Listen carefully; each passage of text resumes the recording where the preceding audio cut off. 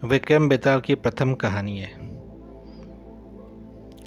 आप इस audio tape को सुनो और अपने मन में ही कल्पना करो। सुनने से और देखने से बहुत फ़र्क पड़ता है। आप इस ऑडियो टेप को सुनो और अपनी मन में कल्पना करो तो आपकी मेमोरी 10 गुना ज़्यादा बढ़ जाएगी। प्रथम कथा है पद्मावती की कथा। आर्यवर्त में वाराणसी नाम की एक नगरी है जहाँ भगवान शंकर निवास करते थे। पुण्यात्मा लोगों के लिए रहने के कारण वह नगरी कैलाश भूमि के समान जान पड़ती थी। उस नगरी के निकट एक जल वाली गंगा नदी पड़ती है जो उसके कंठार की तरफ सुशोभित होती है। प्राचीन काल में उस नगरी के एक राजा राज किया करते थे जिसका नाम था प्रताप मुकुट। प्रताप मुकुट का वज्र मुकुट नाम का एक पुत्र था जो अपने पिता की भांति बहुत धीर वीर और गंभीर था। वह इतना सुंदर था कि कामदेव के साक्षात अवतार लगता था। राजा के एक मंत्री का बेटा बुद्धि शरीर उस वज्र मुकुट का धनिक मित्र था। एक बार वज्र मुकुट अपने उस मित्र के साथ जंगल में शिकार खेलने गए थे। वहां घने जंगल के बीच उसे एक रमणीक सरोवर दिखाई दिया जिसमें बहुत से कमल के सुंदर सुंदर पुष्प खिले थे। उसी समय अपनी कुछ सखियों के सहित एक राजकन्या वहां आई और सरोवर में स्नान करने लगी। राजकन्या के सुंदर रूप को देखकर वज्र मुकुट उस पर मोहित हो उठा। राजकन्या ने भी वज्र मुकुट को देख लिया और उस पर पहली ही नजर उसकी और कामदेव से पीड़ित हो गई। राजकुमार वज्र मुकुट अब भी उस कन्या के बारे में जानने के लिए सोच ही रहा था कि राजकन्या ने खेल खेल में ही उसकी ओर संकेत कर अपना नाम धाम भी बता दिया। मतलब राजकन्या ने उसके सामने आकर अपना नाम परिचय दे दिया। उसने एक कमल के पत्ते के लेकर कान में लगाया और दंत पत्र से देर तक दांतों को खुरचा।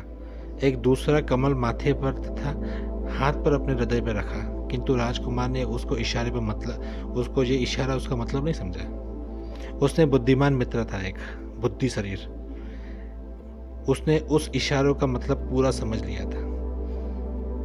मन मन मुस्कुराता हुआ अपने मित्र की हालत देख रहा था और उसे राजकन्या के प्रेम बाण से आहत होकर राजकन्या की और उसकी सखियों को वापस जाते हुए देख लिया। राजकुमार घर लौटा तो उसका बहुत उदास था।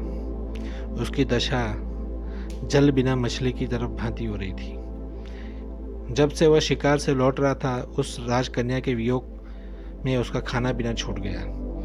राजकुमार की याद आते ही उसका मन उसे पाने के लिए बेचैन होता था। एक दिन बुद्धि शरीर ने राजकुमार के एकांत में इसका कारण पूछा।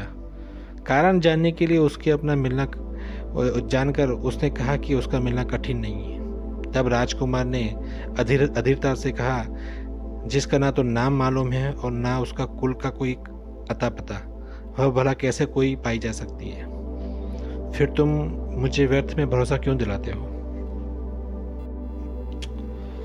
इस पर मंत्री पुत्र बुद्धि शरीर बोला, मित्र, उसने तुम्हारे इशारे में जो कुछ बताया, क्या तुमने उसको नहीं देखा? सुनो, अपने मित्र को बता रहा था।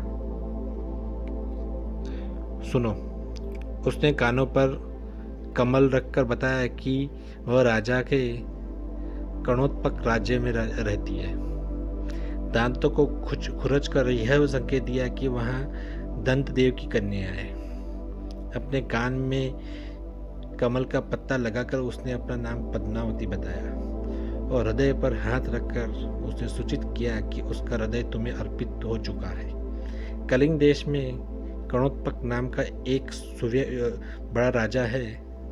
उसके दरबार में दंतवेद की पद्मावती नाम की एक कन्या है जो उससे प्राणों से भी अधिक प्यारी है।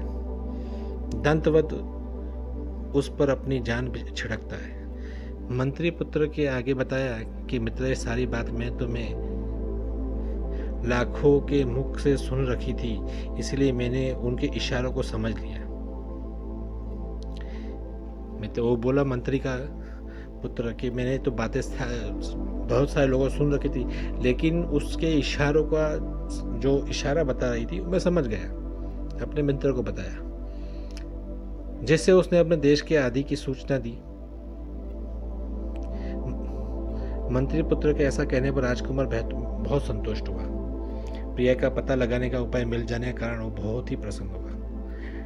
वह अपने मित्र के साथ अगले ही दिन आखेट का बहाना करके अपने प्रिया से मिलने चल पड़ा। आधी राह में अपने घोड़े के वायु वेग से दौड़कर उसने अपने सैनिकों के पीछे छोड़ दिया और केवल मंत्री पुत्र के साथ ही कलिंग की ओर बढ़ा।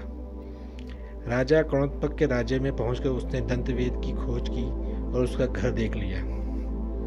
तब राजकुमार मंत्री पुत्र ने उसके घर में पास ही निवास करने के लिए एक वृद्ध स्त्री का मकान में प्रवेश किया। मतलब जहाँ गए थे वहाँ एक वृद्ध स्त्री का मकान था, उसके लिए वहाँ निवास करने के लिए गए।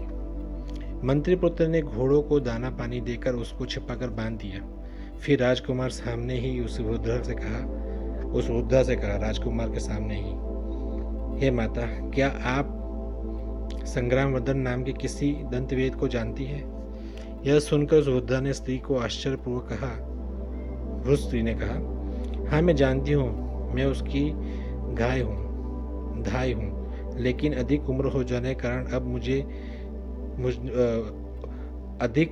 जाने के कारण अब उन्होंने मुझे अपनी बेटी की पद्मावती की सेवा में लगा दिया है। उसकी बेटी मानती थी पद्मावती को, किंतु वस्त्रहीन के कारण मैं सदा उसके पास नहीं रहती। मेरा बेटा नालायक और जुआरी है, मेरे वस्त्र देखते ही वह उसको उठा ले जाएगा। बुढ़िया के ऐसा कहने पर प्रसन्न होकर मंत्री पुत्र ने अपनी उत्तरीय आदि वस्त्र उसे देकर संतुष्ट किया। फिर वह बोला, तुम हमारी माता के समान हो, पुत्र समझकर हमारे कार्य गुप्त रूप से कर दो, हम आपके बहुत आभारी रहेंगे। तुम दंतवेद की कन्या पद्मावती से जाकर कहो कि राजकुमार को उसने सरोवर किनारे देखा है और वहां आया हुआ है। प्रेम वश उसको यह संदेश कहने के लिए तुम्हें वहां भेजा है। उपहार मिलने की आशा में बुढ़िया तुरंत वहां तैयार हो गई। वहां पद्मावती के पास पहुंचकर और संदेश दिया पद्मावती को जाकर, और तुरंत शीघ्रता से घर पे आ गई। पूछने पर उसने राजकुमार को और मंत्री पुत्र को बताया, मैंने जाकर तुम लोगों को अपने आने की बात गुप्त रूप से कही। बुढ़िया ने बोला। सुनकर उसने पहले बहुत बुरा भला कहा और सुनकर उसने बहुत बुरा भला कहा, मतलब पद्मावती ने कहा बुरा भला उस बुढ़िया को कहा और कपूर लगे अपने हाथों से मेरे दोनों गालों पर कई थप्पड़ मारे। मैं इस अपमान को सहन नहीं कर सकी और दुखी होकर रोती हुई वहां से लौट गई। बेटे, सवे अपनी आंखों से देख लो, मेरे दोनों गालों पर अभी उसके थप्पड़ों का निशान मौजूद है। पद्मावती का जवाब यह था। दोनों हाथों से कपूर से लगाया और मुझ पर थप्पड़ जड़ दिया। बुढ़िया द्वारा बताए जाने पर राजकुमार उदास हो गया, किंतु महाबुद्धिमान मंत्री पुत्र उसको एकांत में जाकर कहा। जो मंत्री पुत्र था बहुत बुद्धिमान था, बीरबल की तरह। उसको एकांत में जाकर कहा, तुम दुखी मत हो मित्र। पद्मावती ने बुढ़िया को जिस तरफ फटकार किया, कपूर से उजली अपनी 10 उंगली की छाप दी। ये तुम्हें बताने की कोशिश की है कि तुम शुक्ल पक्ष की 10 चांदनी रातों तक प्रतीक्षा करो। ये रातें मिलन के लिए उपयुक्त नहीं है। इस तरह राजकुमार को आश्वासन देकर मंत्री पुत्र बाजार में गया और अपने पास थोड़ा सा सोना बेचाया। पैसे नहीं थे ना उस लोगों पर, इसलिए सोना बेचाया। उसके मिले धन से उसे बुढ़िया को से उत्तम भोजन तैयार करवाया और वृद्धा के साथ ही भोजन किया। उस तरफ 10 दिन बीतकर मंत्री पुत्र ने उस बुढ़िया को फिर से पद्मावती के पास भेज दिया। बुढ़िया उत्तम भोजन के लोभ में और धन के लोभ में ये कार्य करना फिर से तैयार हो गई। बुढ़िया ने लौटकर उसे बताया, आज मैं यहाँ से जाकर चुपचाप उसके पास खड़ी रही। तब उसने सभी तुम्हारी बात कहने के लिए मुझे अपराध का उल्लेख करते हुए मेरे हृदय पर महावर लगी अपनी 3 उंगलियों से आघात किया। इसके बाद में उसके पास से यहाँ चली आई। 3 रातें बीत जाने के बाद मंत्री पुत्र अकेले में राजकुमार से कहा, तुम कोई शंका मत करो मित्र, पद्मावती ने महावर लगी 3 उंगलियों की छाप छोड़कर यह सूचित किया कि अभी 3 दिन तक राजमहल में ही रहेगी। यह सुनकर मंत्री पुत्र फिर से बुढ़िया को पद्मावती के पास भेजा। पैसे और अपना धन का लोभ देकर उत्तम भोजन करा के भेजा। उस दिन जब बुढ़िया पद्मावती के पास पहुंची तो उस बुढ़िया का उचित स्वागत सत्कार किया, उसे स्वादिष्ट भोजन करवाया। जो 2 दिन से थप्पड़ मारी थी, जो उनके बाद उस बुढ़िया को स्वागत किया, सत्कार किया और भोजन करवाया। पूरा दिन वो बुढ़िया के साथ बहुत डरावना शोरगुल सुनाई दे रहा था। हाय हाय, यह पागल हाथी जंजीरें तोड़कर लोगों को कुचलता हुआ भागा जा रहा था। बाहर से मनुष्यों की ऐसी चीख पुकार सुनाई पड़ी। तब पद्मावती ने उस बुढ़िया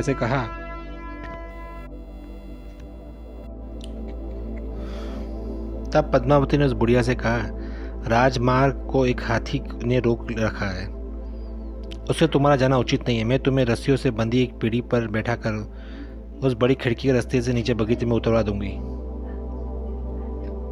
उसके बाद तुम पेड़ के सहारे बाग की 4 दीवारी पर चढ़ जाना और फिर वहां से दूसरी ओर के पेड़ के चढ़कर नीचे उतर जाना। फिर वहां से अपने घर चली जाना। यह कहकर एक रस्सी से बांध से रस्सी पर पीढ़ी को बैठकर उसने बुढ़िया को अपनी दासियों द्वारा खिड़की रास्ते नीचे बगीचे में उतार दिया। बुढ़िया पद्मावती द्वारा बताए हुए उपाय से घर के लौट आई और सारी बातें जो क्यों त्यों राजकुमार और मंत्री पुत्र को बता दी। तब उस मंत्री पुत्र ने राजकुमार से कहा, मित्र, तुम्हारा मनोरथ पूरा हुआ। उसने युक्तिपूर्वक जो तुम्हें रास्ता भी बतला दिया है, इसलिए आज ही शाम को तुम्हें वहां जाओ और इस मार्ग से अपनी उस प्रिया को भवन में प्रवेश करो। राजकुमार ने वैसा ही किया। बुढ़िया के बताए हुए तरीके द्वारा वह 4 दीवारी पर चढ़कर पद्मावती के बगीचे में पहुंच गई। वहां उसने रस्सियों से बंधी हुई पीढ़ी को लटकते देखा, जिसके ऊपर लज्जे पर राजकुमार की राह देखती हुई कई दासियों खड़ी थी। जो ही राजकुमार पीढ़ी पर बैठा, दासियों ने रस्सी ऊपर खींच ली। वहां से खिड़की की राह में अपनी प्रिया के पास राजा जाके पहुंच गया। मंत्री पुत्र के जब अपने मित्र को खिड़की में प्रवेश करते हुए देखा तो संतुष्ट होकर वहां से चला गया। अंदर पहुंचकर राजकुमार ने अपनी प्रिया को देखा। पद्मावती का मुख पूर्ण चंद्र के समान था, जिसे शोभा की किरणें छिटक रही थी। पद्मावती ने भी उत्कंठा से भरी राजकुमार से अंग लग गई और लज्जावश अनेक प्रकार की उसके सम्मान करने लगी। अनंतर राजकुमार ने गर्दभ विधि से पद्मावती के साथ विवाह तो रचा लिया और कई दिनों से गुप्त रूप से उसी आवाज में छिपा रहा। कई दिनों के वहां रहने के बाद एक रात उसने अपनी प्रिया से कहा, मेरे साथ मेरे मित्र बुद्धि शरीर भी है। उसके मित्र का नाम था बुद्धि शरीर। वे भी यहाँ आया है। वह यहाँ अकेला ही तुम्हारी घाय के घर में रहता है, मतलब बुढ़िया के घर। मैं अभी जाता हूँ और उसकी कुशलता का पता करके उसके समझा बुझाकर तुम्हारे पास ले आता हूँ। यह सुनकर पद्मावती राजकुमार से कहा, हे आर्यपुत्र, यह तो बतलाइए कि मैंने जो इशारे किए थे उसने तुम्हें समझा क्या बुद्धि शरीर ने? मैं तो तुम्हारे इशारे बिल्कुल नहीं समझ सका। राजकुमार ने बताया, उस इशारों का मेरा खास मित्र बुद्धि शरीर नहीं समझ सका। राजकुमार ने बताया, मैं तुम्हारे इशारे बिल्कुल नहीं समझा। मुझे सब बताया बुद्धि शरीर ने, जो उसका मित्र था। यह सुनकर और कुछ न सोचकर पद्मावती राजकुमार से कहा, यह बात इतने विलंब से कहकर आपने बहुत अनुचित कार्य किया है। आपका मित्र होने के कारण यह मेरा भाई है। पान पत्तों से मुझे पहले ही उसका स्वागत सत्कार करना चाहिए था। ऐसा कहकर उसने राजकुमार को जाने की अनुमति दी। तब रात के समय राजकुमार जिस रास्ते पर गया उसी ही अपने मित्र के पास गया। पद्मावती से उसके इशारे को समझाने के बारे में राजकुमार की जो बातें हुई थी,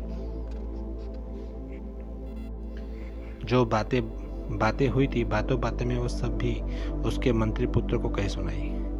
मंत्री पुत्र ने अपने संबंध में कही गई बातें को उचित न समझकर इसका समर्थन नहीं किया। इसी बीच रात बीत गई और सवेरे संध्या वंदन के आदि से निवृत्त होकर दोनों बातें कर रहे थे कि तभी पद्मावती एक सखी हाथ में पान और पकवान लेकर आई। उसने मंत्री पुत्र का और राजा दोनों का कुशल मंगल पूछा और लाई हुई दोनों चीजें उसे दे दी। बातों बातों में उसके राजकुमार से कहा कि उसकी स्वामिनी भोजन आदि के लिए उसकी प्रतीक्षा कर रही है। पल भर बाद वह गुप्त रूप से वहां से चली गई। तब मंत्री पुत्र और राजकुमार से कहा, मित्र, अब देखिए मैं आपका एक तमाशा दिखाता हूँ। यह कहकर उसने एक कुत्ते के सामने वह भोजन डाल दिया। कुत्ता वह पकवान खाते तड़प कर मर गया। ये भोजन पद्मावती ने भेजा था। यह कुत्ते के सामने वही भोजन रखा था। कुत्ता वो भोजन पकवान खाते मर गया। यह देखकर आश्चर्यचकित हुआ राजकुमार मंत्री से पूछा, मित्र, यह कैसा कौतूहल है? तब मंत्री पुत्र ने कहा, मैंने उसके इशारों का पहचान लिया था, इसीलिए मुझे धूर्त समझकर उसने मेरी हत्या कर देनी चाहिए। इसी से तुम्हें बहुत अनुराग होने के कारण उसने मेरे लिए विष मिश्रित पकवान भेजे। उसे भय था कि मेरे रहते राजकुमार एकमात्र उसी में अनुराग नहीं रख सकेगा और उसके वश में रहकर उसे छोड़कर अपनी नगरी में चला जाएगा। इसीलिए उस पर क्रोध न करो, बल्कि उसे अपने माता पिता के त्याग के लिए प्रेरित करो और सोच विचार कर उसके हरण के लिए तुम्हें जो युक्ति बतलाता हूँ उसके अनुसार उसका आचरण करो। मतलब वही अपना खास बुद्धिमान मित्र है जो उसका मंत्री का, यह सब बुद्धि शरीर ने बोला था, खास मंत्री का दोस्त।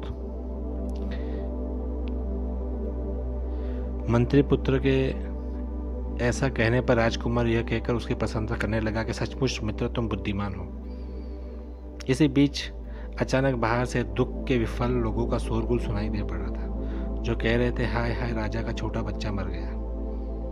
यह सुनकर मंत्री का पुत्र प्रसन्न हुआ और उसने राजकुमार से कहा, आज रात को तुम पद्मावती घर जाओ, वहां तुम उसे इतनी मदिरा पिलाना कि वो बेहोश हो जाए। यह सुनकर मंत्री पुत्र प्रसन्न हुआ। उसने राजकुमार से कहा, आज रात को तुम पद्मावती घर जाओ, वहां तुम इसको इतनी मदिरा पिलाना कि वह बेहोश हो जाए और वह किसी मृतक के समान जान पड़े। जब वह बेहोश हो जाए तो उसका हालत तुम एक त्रिशूल गर्म करके उसकी जांघ पर डाल देना और उसे गहनों की कटरी में बांधकर रस्सी के सहारे खिड़की के रास्ते में यहाँ चले आना। उसके बाद मैं सोच विचार कर कई ऐसा उपाय करूँगा जो कि हमारे लिए कल्याणकारी हो। राजकुमार ने वैसा ही किया।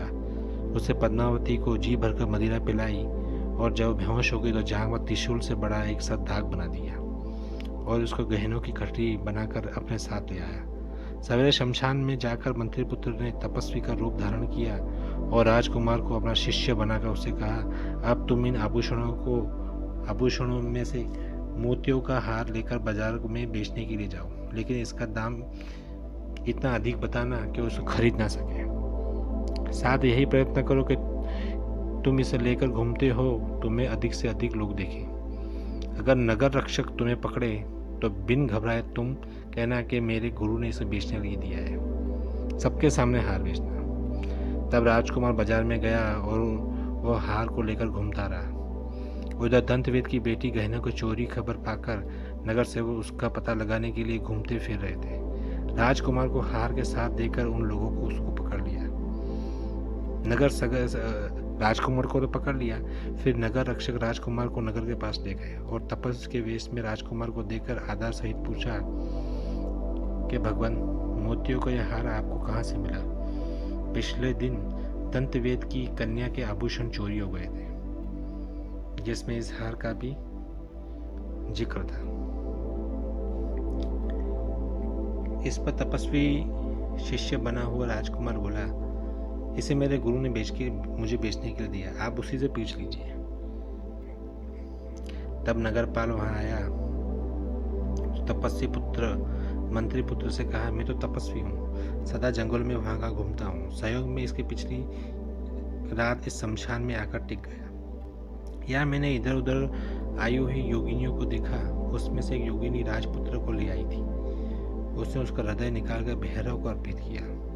मदिरा पीकर वहाँ मायाविनी मतवाली हो गई और मुझे मुंह चिढ़ाकर मेरी उस रुद्राक्ष की माला को लेने दौड़ी जिसके मन को साथ में तप करा था। जब उसने मुझे बहुत तंग किया तो मैं उस पर क्रोध आया और मैंने मंत्र बल से अग्नि जलाई और उसके त्रिशूल तपाकर उसकी जांघ पर डाल दिया। उसी समय मैंने